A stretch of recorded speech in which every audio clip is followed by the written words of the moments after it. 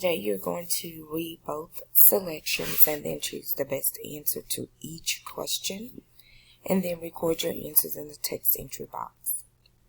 If you do not want to listen to the recording of the text, you may stop the recording now and read the text independently. Text number 1, Edward and the Acorn. It was a summer day not so different from any other, or so Edward thought. He and his two older brothers, Abe and Max, were spending the afternoon with Grandma Alice, whose enthusiasm for fun and games rivaled that of her 3 grandsons. She liked to think of creative ways to entertain the boys when they came to visit, and today she had planned a mini scavenger hunt. She had hidden 3 boxes in the forest behind her house, one for each of the boys to find. The brothers searched through the underbrush, behind tree trunks, and all around the trail that would wound through the woods. Abe was the first to find one of the boxes. He tore it open, and to his delight, found inside a crisp, clean, new $50 bill. Max was next. He tore open the second box and was thrilled to find a video game he had been wanting for months. Finally, Edward found the last box tucked inside a hollowed-out section of a massive old tree. He tore it open and, with great disappointment, found nothing inside but a single acorn. Edward sulked all the way back to the house. Why had Grandma Alice hidden an acorn? And why did he have to be the one to find it? He asked her if the acorn was some kind of joke. She laughed and said, "Why, surely not. An acorn is the seed to an oak tree. If you plant it and take care of it, you can watch your very own seedling grow into a big, beautiful tree." So what, thought Edward, but he just smiled because he didn't want to hurt Grandma Alice's feelings.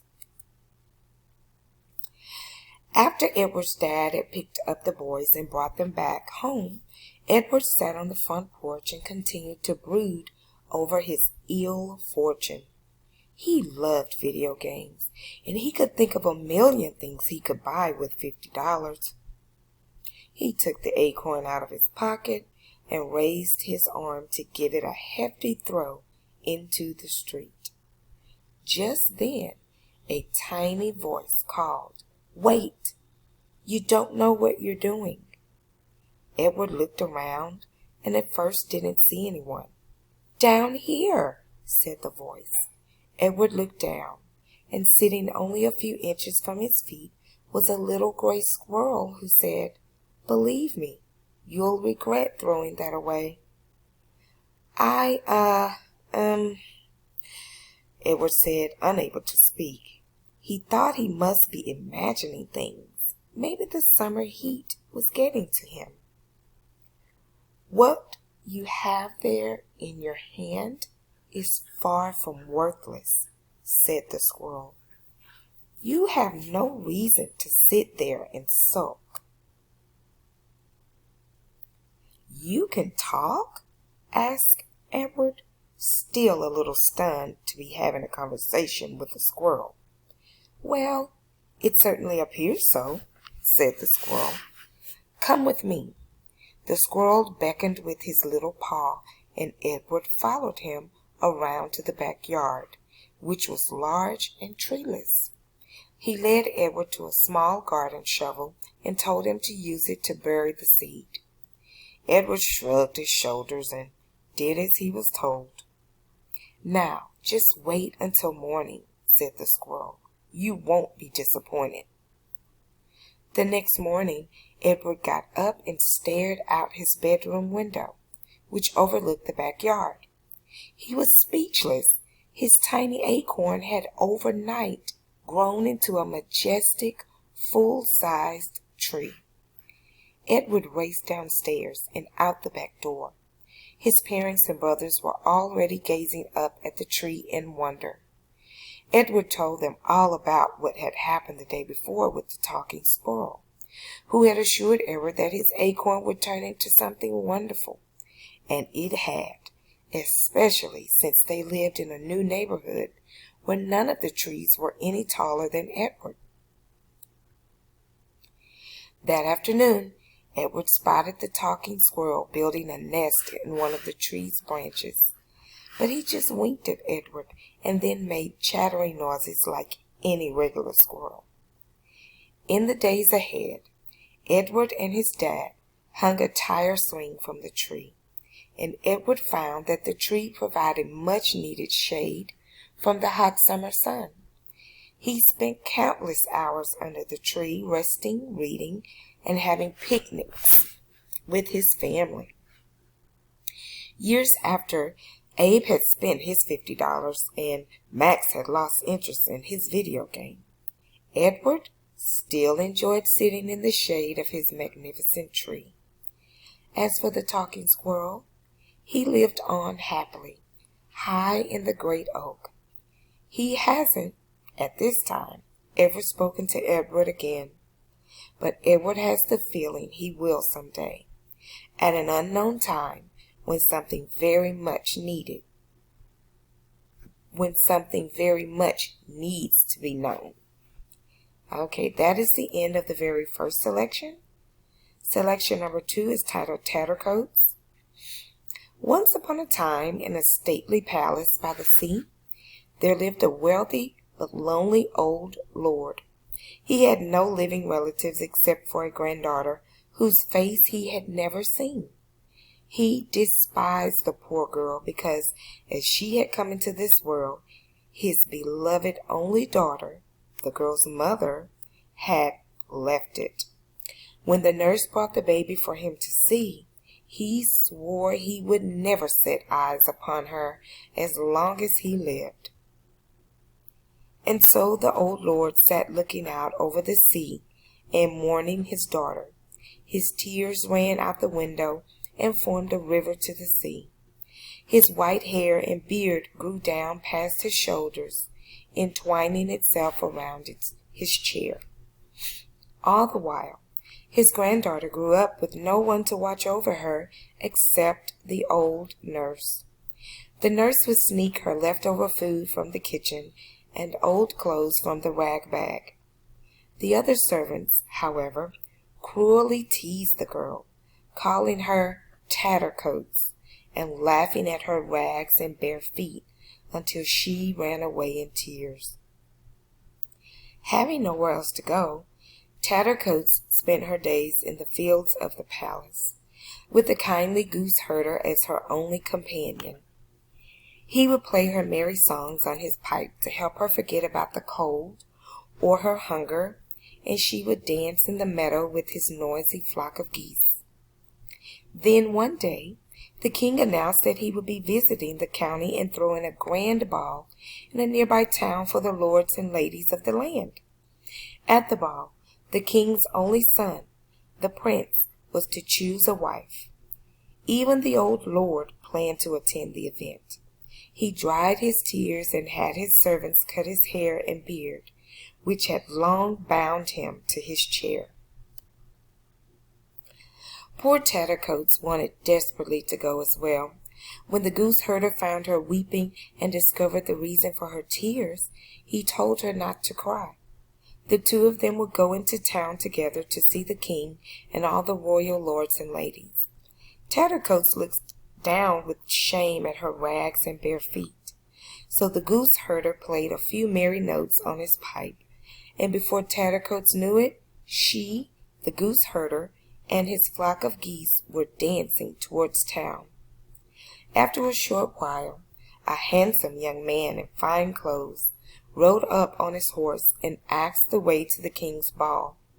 When he found that they were on their way there too, he got off his horse and walked alongside them. The goose herder raised his pipe to his lips and played a slow, sweet-sounding tune as they walked. The stranger, meanwhile, gazed into Tattercoats' kind and beautiful face until he fell in love with her and asked her to be his wife. Tattercoats only laughed. "You would be put to shame if you married a poor goose girl," she said. "Go to the ball and ask one of the grand ladies you see there to be your wife."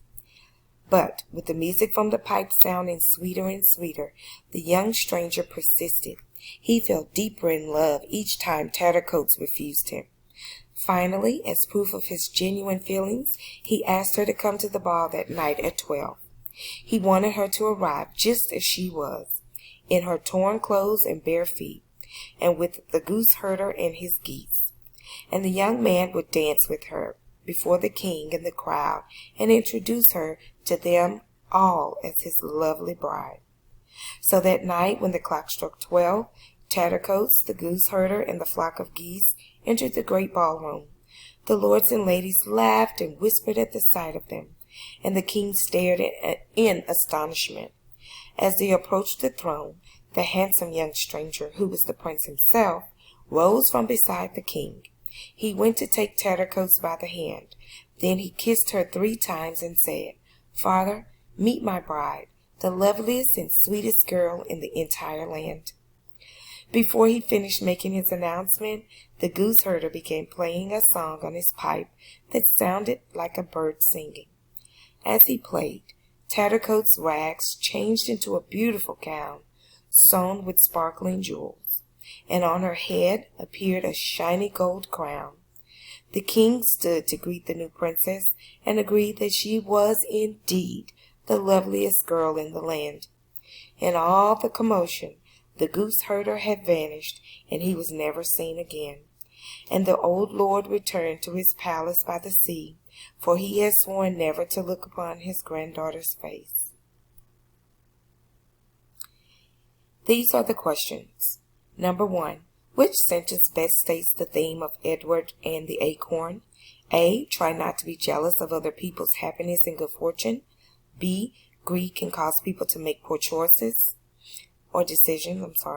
C. Feeling sorry for yourself will only make you more unhappy. Or D. You can find value in things where you least expect to find it.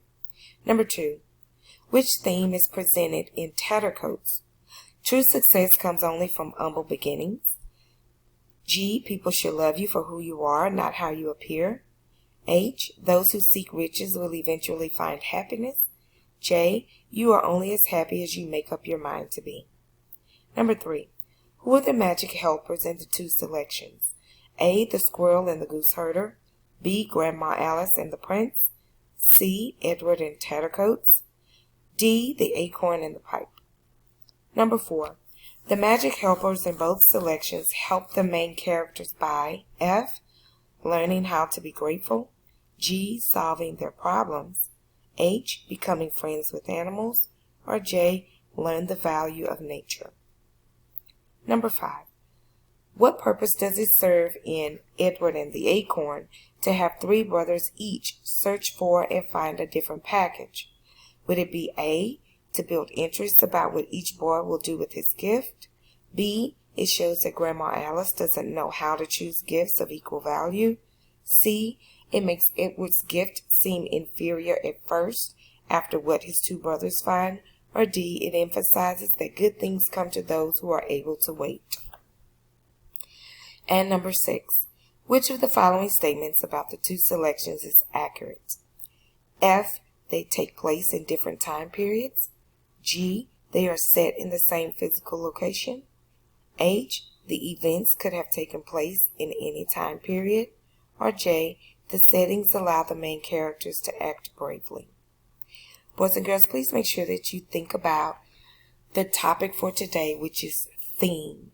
It is a life lesson that the author or the writer wants us to take away with us. It can be applied to any story. It can be applied to anyone in life. Okay?